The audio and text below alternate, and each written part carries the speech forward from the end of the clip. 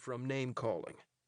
Yes, sir, I know 1, 2, 3, 4, 5 of them here that me and my father sold shingles to. That one by the door there. Don't bring politics into this. No, sir, I won't.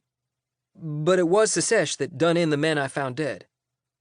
It is true that Confederate Major William J. Alexander from Camp Verde, whereabouts unknown, is currently under indictment for murder and highway robbery.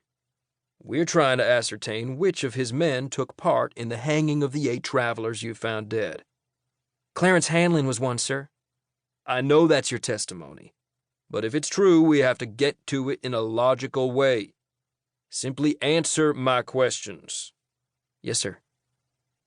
So you fired at the deer, and missed, and pitched a fit. What happened next? I heard coyotes yipping, and I thought it was Comanches. I tied my mare in the brush, and went a distance off, and laid down flat where nobody could have seen me in the grass.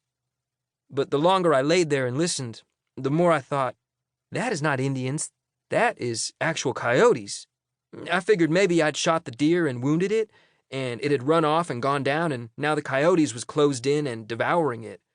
So I thought to go and investigate and see what they was up to. I went on my belly on the chance it was Comanches, in fact, and not coyotes. And that was when I come across what I seen. As precisely as you can, describe what you saw. Clarence Hanlon and a pack of coyotes under a clump of scrub oaks, sir, some ways from the creek.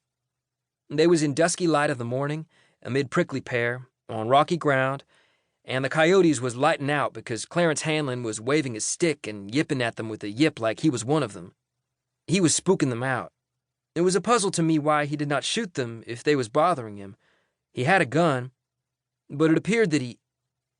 You had not at that time ever seen Mr. Hanlon before, is that correct? Not exactly correct, sir. I'd seen soldiers coming and going on the roads near Camp Verde, and I believe I'd seen Clarence Hanlon amongst them, as I'd noticed he had an eye that drooped.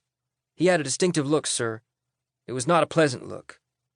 He was not homely, but his looks was against him, and not right.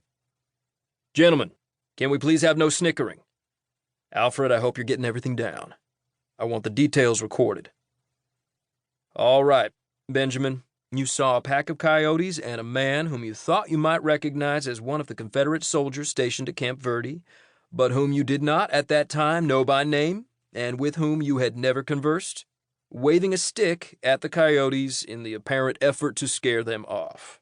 Is that right? Yes, sir. And yipping at them, sir. It was an odd thing, to my thinking. There was a dog-like thing about it, sir. Are you casting aspersions? If you mean, am I insulting the man? No, sir. I guess you could say he sounded a bit like a pig, too, sir, if you wanted to cast what you said.